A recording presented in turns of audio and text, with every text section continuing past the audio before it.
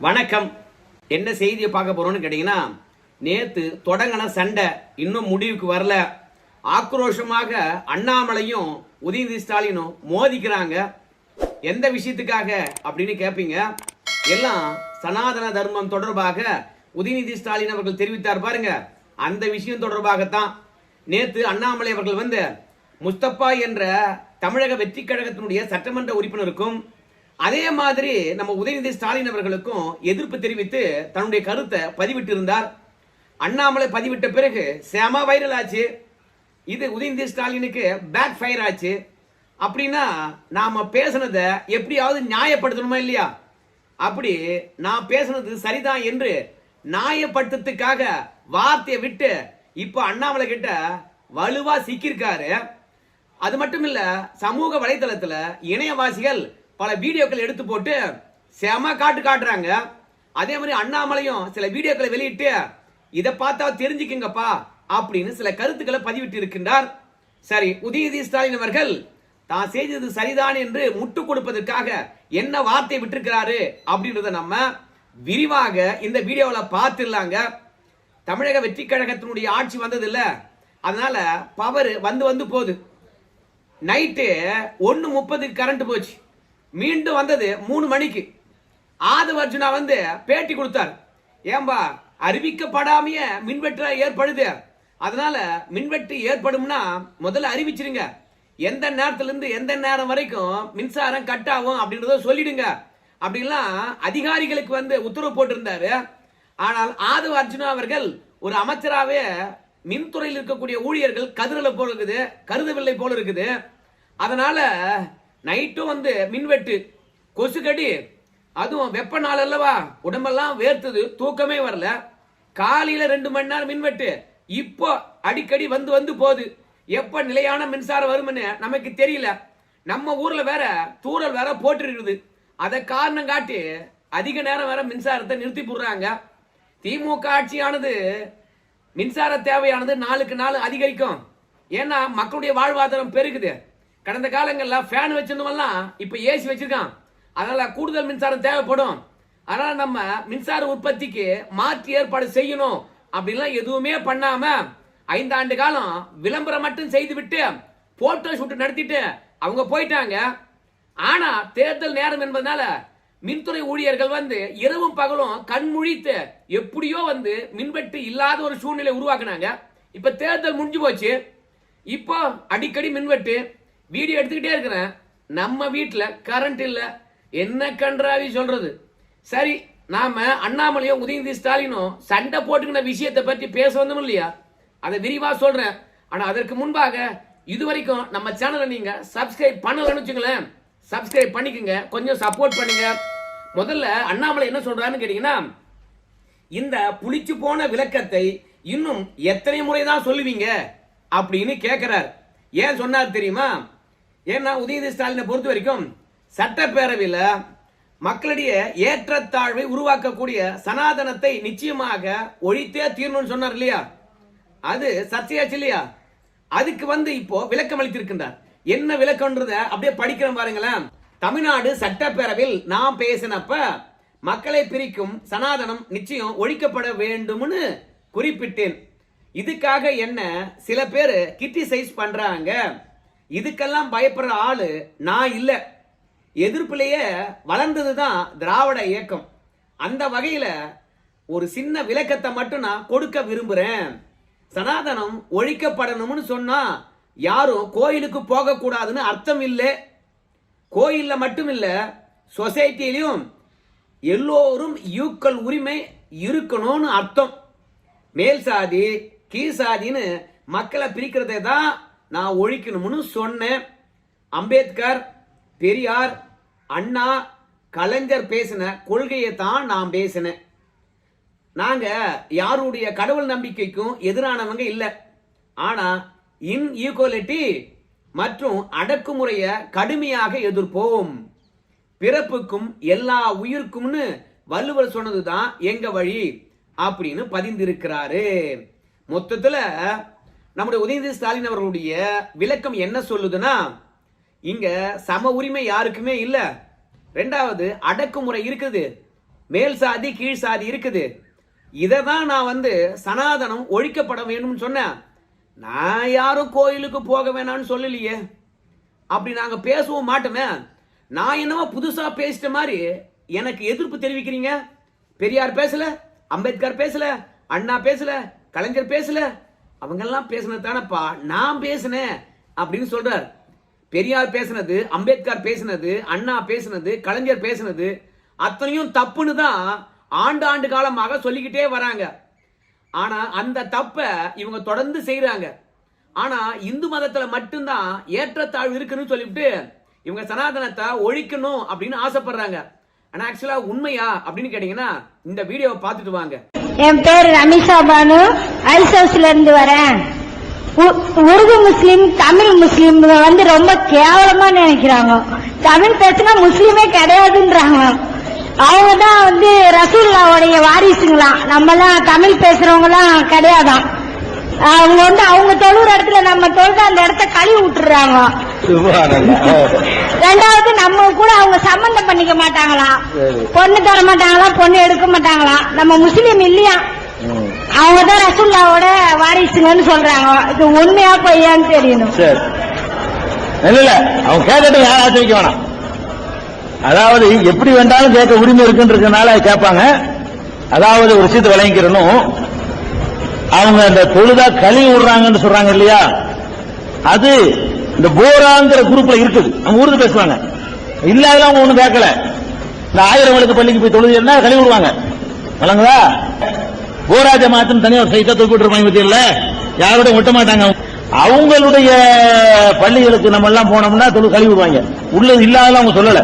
அது ஒரு பக்கம் இருக்குது. அது நம்ம வட்டத்தில் அவங்க சொன்னாலும் ஏற போறது இல்ல. இப்போ உதயநிதி ஸ்டாலினை பொறுத்த வரைக்கும் இஸ்லாம் ஒழிக்கப்பட வேண்டும் என்று சொல்லுவாரா? ஏன் கேட்டீங்கன்னா சனாதனத்துல ஏற்றத்தாழ்வு இருக்குது, அடக்குமுறை இருக்குது, சாதிய ஏற்றத்தாழ்வு இருக்குது. அதுலயும் குறிப்பிட்டு சொல்றார் மேல் சாதி கீழ் சாதி இருக்குது அப்படின்னு குறிப்பிட்டு சொல்றார். மொத்தத்துல நான் பேசுறது சரிதான், ஆனா சமூகத்துல எப்படி இருக்கு பாருங்க. இதெல்லாம் நீங்க பேச மாட்டீங்க, நான் பேசுறேன் அப்படின்னு பதிவிட்டு இருக்கின்றார். இப்போ இந்த இஸ்லாத்துல இவ்வளவு வேறுபாடு இருக்கின்ற போது நம்ம திராவிட கழகத்தினுடைய கி வீரமணி அவர்களும் நம்ம உதயநிதி ஸ்டாலின் அவர்களும் இதை பற்றியெல்லாம் ஒழிக்கணும்னு பேசுவாங்களா? பேச போறது கிடையாது. அதுக்குதான் அண்ணாமலை சொல்றாரு, சனாதன தர்மம் இந்து மதம் இரண்டும் வெவ்வேறு அல்லன்னு உங்க ஓனர் சொல்றாரு. இவர் தானே உங்க குரூப்புக்கு சித்தாந்த குருநாதர். யார சொல்றாருன்னு கேக்குறீங்களா? இப்ப இந்த வீடியோவை பார்த்துட்டு வாங்க. இம்மதம் இந்து மதம் என்ற பெயர் அடைந்தது. மிக முக்கியமா இந்து மதம் என்ற பெயரும் சனாதனமும் வெவ்வேறு அல்ல. முதல்ல இதிலிருந்து தெரிந்து கொள்ள வேண்டிய அளவிற்கு இதை புரிந்து கொள்ளுங்கள். கி வீரமணியே சொல்றாரு பாருங்க, இந்து மதம் வேற இல்ல, சனாதனம் வேற இல்லைன்னு சொல்றாரு. அப்புறம் இந்த வீடியோவை பதிந்து விட்ட அண்ணாமலை வேற ஒரு விஷயத்த சொல்றாரு உதயநிதிக்கு. தேர்தலுக்கு முன்ன பிரச்சாரத்துக்கு போகும்போது இந்த மாதிரி சனாதன தர்மத்தை இந்து மதத்தை ஒழிக்கணும்னு பேசியிருக்கலாமே, கூடவே உங்க குருநாதரையும் கூட்டிக்கிட்டு போயிருக்கலாமே, நீங்க தான் ரொம்ப தில்லான ஆளாச்சு. அது மட்டும் இல்ல, இந்த குருநாதரை வண்டியில கூட்டு போறதுக்கு இடம் இல்லையோ அப்படின்னு அண்ணாமலை அவர்கள் கலாச்சிருக்கிறார். அது மட்டும் இல்ல, இன்னைக்கு காலையில உதயநிதி ஸ்டாலின் அவர்கள் பேசினதுக்கு ஆதவ அர்ஜுனா முட்டு கொடுத்திருக்கிறார். அதுல அண்ணாமலை என்ன சொல்றான்னு கேட்டீங்கன்னா, உதயநிதி ஸ்டாலினுக்கு சனாதன தர்மம் பற்றி ஒன்னும் தெரியலன்னு நம்ம ஆதவ அர்ஜுனா சொல்றாராம். ஆனா அண்ணாமலை சொல்றது என்னன்னு கேட்டீங்கன்னா, முதல்ல ஆதவ அர்ஜுனாவுக்கே ஒன்னும் தெரியல. ஏன்னா விதவிதமா கம்பு சுத்துறார். உதயநிதி ஸ்டாலினுக்கு திமுக காரன் முட்டு கொடுப்பான் பாரு, அவனோட மோசமா முட்டு கொடுக்கிறாரு இவரு அப்படின்னு சொல்லிட்டு வீடியோவையும் இணைச்சிருக்கிறாரு. அதை நீங்க பார்த்துட்டு வாங்க. See, you understand, basically Mr. Udayanidhi don't know what is Sanatana Dharma. In Tamilnaga Vetri Kalagam, always against caste system, against religion system. We are always treating the equal. Hindus, Muslims and Christians, we are always treating the equals. We respect all beliefs, beliefs. Even Udayanidhi also the same policy. We don't have any different policies actually. Of course, we have to treat everyone as equality. Tamil Nadu is always based on the equality. Everyone is a mispredict actually. In North, Sanadharma means is Hindu. In Tamil Nadu, Sanadharma is inequality. So that is the controversy always come. Of course, I think he should give the clarity.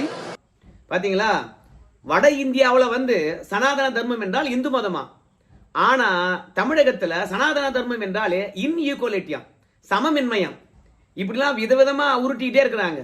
அதுதான் அண்ணாமலை சொல்றாரு, இப்படி விதவிதமா உருட்டுறதெல்லாம் விட்டுருங்கோ. ஆனா இன்னைக்கு திமுக கழகம் இருக்குல்ல, அந்த கழகத்துல எல்லோருக்கும் சம வாய்ப்பு இருக்கா, சம உரிமை இருக்கா? ராசா தேர்தல நிக்கணும்னா எங்க போறாரு? தனித்தொகுதியை தேடி போறாரு. இல்ல திமுக சமூக நீதிக்கான இயக்கம் தானே, சாதிய ஒழிக்க தானே வந்திருக்கீங்க. ஆனா இந்த திமுகவுல எத்தனை மாவட்ட செயலாளர்கள் தலித்து? இல்லப்பா, மாநிலத்துல வந்து பாத்தீங்கன்னா துணை பொதுச் செயலாளர் விட்டுருங்க, பொதுச் செயலாளராக ஒரு தலித்தை கொண்டு வர முடியுமா? ஏன்னா தலைவர் பதவிக்கு கலைஞர் குடும்பத்துல பிறந்திருக்கணும், அதை விட்டு கொடுக்க மாட்டாங்க. முதலமைச்சர் ஆவதுக்கு கலைஞர் குடும்பத்துல யாராவது ஒருத்தர் தான் பிறந்திருக்கணும். ஆனா துணை முதலமைச்சர் ஆக்கத்துக்கும் பொதுச் செயலாளர் ஆக்கத்துக்கும் ஒரு தலித்து அங்க வர தகுதி இல்லையா? மொத்தத்துல பிறப்புக்கும் எல்லா உயிருக்கும் சொல்லிட்டு வள்ளுவர் கொள்கையை எடுத்து பிடிச்சுக்குவீங்க. நீங்க பேசிருக்கிறது அத்தனையும் பார்க்கும்போது விஜய் அப்படியே காப்பி அடிச்ச மாதிரி தெரியுது. ஏன்னா ஜென்சி கிட்ஸ்களை பொறுத்த வரைக்கும் தமிழும் ஆங்கிலமும் சேர்த்து பேசினாதான் புரிஞ்சுக்கிறாங்க சொல்லிட்டு இவங்க பதிவெல்லாம் இப்போ ஆங்கிலமும் தமிழும் சேர்ந்தே வருது. தமிழை வளர்க்க போறோம்னு சொல்லிவிட்டு இவங்க மொழி போராட்டம் எல்லாம் நடத்தினாங்க. இன்னைக்கும் இருமொழி கொள்கை தமிழுக்கு தான் முன்னுரிமைன்னுவாங்க. ஆனா பார்த்தா தங்கிலீஷாவே இருக்கிறது. அது மட்டும் கிடையாது, இவங்க கட்சியிலும் வந்து ஏற்றத்தாழ்வு இருக்கு, இவங்க பதவி வழங்குதலிலும் ஏற்றத்தாழ்வு இருக்கு, மொத்தத்துல இவங்க வார்த்தையிலும் ஏற்றத்தாழ்வு இருக்கு. ஆங்கிலம் கலந்த தமிழ் இருந்தா மட்டும்தான் உயர்வுன்னு நினைக்கிறாங்க. மொத்தத்துல விஜய் வந்த பிறகு இவங்க மொத்தமா வந்து பயந்து போயிருக்காங்க. அதனாலதான் சனாதன ஒழிப்போம் என்ற விஷயத்த சொல்லி சிறுபான்மையர்களை குஷிப்படுத்துறாங்களாம். அதான் அண்ணாமலை சொல்லிட்டாரு, இதான் தில்லா நாளாச்சு, பிரச்சாரத்துல சொல்ல வேண்டியதானே அப்படின்னு அண்ணாமலை அவர்கள் வந்து நம்ம உதயநிதி ஸ்டாலின் அவர்களை கழுவி ஊத்திருக்காங்க. மொத்தத்துல தேர்தல் வந்தா கோயில் கோயிலா போறவங்க இவங்க. ஆனா கடைசியில ஆட்சி அதிகாரம் வருகின்ற போது அடுத்தவருடைய மத நம்பிக்கையை சிதைத்து விட்டு அதன் மூலமாக குளிர்காயலாம் என்று நினைக்கின்றார்கள். அதுதான் அண்ணாமலை பொறுத்த வரைக்கும். நேத்தே வந்து நாம தமிழக வெற்றி கழகத்தினுடைய சட்டமன்ற உறுப்பினருக்கு விளக்கம் அளித்து விட்டோம். முஸ்தபா, உன் மதத்தில் இருக்கக்கூடிய ஏற்றத்தாழ்வை நீ கவனிக்க மாட்ட, அடுத்த மதத்தில் வந்து மூக்க நுழைப்ப, அது ரொம்ப தப்புப்பா. இந்த மாதிரி தப்ப திமுக தொடர்ந்து செஞ்சதுனாலதான் இன்னைக்கு கூப்பில உட்காந்துருக்காங்க. நீங்களும் செஞ்சீங்கன்னு வச்சுங்களேன், கூப்பில தான் உட்காரணும். நாங்க திமுக மாற்று தவேகான்னு நினைச்சோம், ஆனா அப்படி கிடையாது. தவேகா ஈக்குவல் திமுகன்ற நிலைக்கு வந்திருக்கீங்க. சத்தியமா இந்துக்கள் ஒருபோதும் ஓட்டு போட மாட்டாங்கன்ற நம்பிக்கை எனக்குள்ள இருக்குது, நேத்தே சொல்லியிருந்தாரு. சோ என்னடா இது, தவேகா போட்டு பொழக்கிறாங்க, நம்ம பேசுறதை வச்சும் பொழக்கிறாங்க, நம்ம விளக்கம் அளிச்சிருவோம். ஏன்னு கேட்டீங்கன்னா இவங்க பொய்யா சொல்லுவாங்க. அந்த பொய்ய நியாயப்படுத்துறதுக்கு திமுக ஐடி நியூஸ் ஆனது நிறைய இன்ஃபுளுன்ஸ்ல இறக்கி முட்டு கொடுத்துக்கிட்டே இருப்பாங்க. அந்த மாதிரி முட்டு கொடுத்தும் இங்க இருக்கின்ற இந்துக்களை சமாதானப்படுத்த முடியல. சோ மக்களுடைய நம்பிக்கையை சிதைக்கும் விதமாக இந்த திமுக காரன் எப்பெல்லாம் பேசுறானோ அப்பெல்லாம் வெகுண்டு எழுந்து பாஜகவினர் வந்து எதிர்ப்பு தெரிவிக்கிறாங்க. அவங்க அத்தனை பேருக்கு நம்ம நன்றி சொல்லலாம். இன்னைக்கும் தமிழகத்துல கொஞ்சமேனும் இந்து மத எழுச்சி வந்திருக்குன்னா, இந்துக்களுக்கு புரிதல் வந்திருக்குன்னா பாஜகவினர் தான் காரணம், இந்து முன்னணி போன்ற இயக்கங்கள் தான் காரணம். நம்ம யார் என்பதை அடையாளம் காட்டுறாங்க. அதே மாதிரி அண்ணாமலை வந்து பாத்தீங்கன்னா எல்லோருக்குமான தலைவராக அறியப்பட்டாலும் ஒரு மதத்துக்கு இழுக்கு நடக்கின்ற பொழுது என்ன இந்து வெறியன் என்று சொன்னாலும் பரவாயில்ல, நாம் பிறந்த சம்பிரதாயம் வாழணும், அடுத்த மத சம்பிரதாயங்களும் இங்க மதிக்கப்பட வேண்டும். அதனால எதுக்கு இழுக்கு வந்தாலும் சரி முதல் குரல் கொடுக்கின்றவராக அண்ணாமலை இருக்கின்றார். அதனால தான் நேத்து பிரச்சனை நேத்தோடு முடிஞ்சிட்டு இருக்கலாமே அப்படின்னு இல்லாம பேச வேண்டிய பிரச்சனைகள் எத்தனையோ இருந்தாலும் இப்படி ஆளுமைகள் வந்து நம்ம காதல நன்மையை சொல்லுகின்ற போது நாம காதை மூடிட்டு இருக்கிறோமோ அப்படின்னு ஒரு சந்தேகம் இருக்கிறது. இனிமேலும் சொல்றவங்க பல்வேறுபட்ட எதிர்ப்புகளையும் சம்பாதித்து கொண்டு நமக்காக களத்தை நிற்கிறாங்க. அவங்களுக்கு நம்ம ஆதரவளிப்போம்னு சொல்லி இந்த வீடியோவை நான் முடிக்கிறேங்க. நன்றி.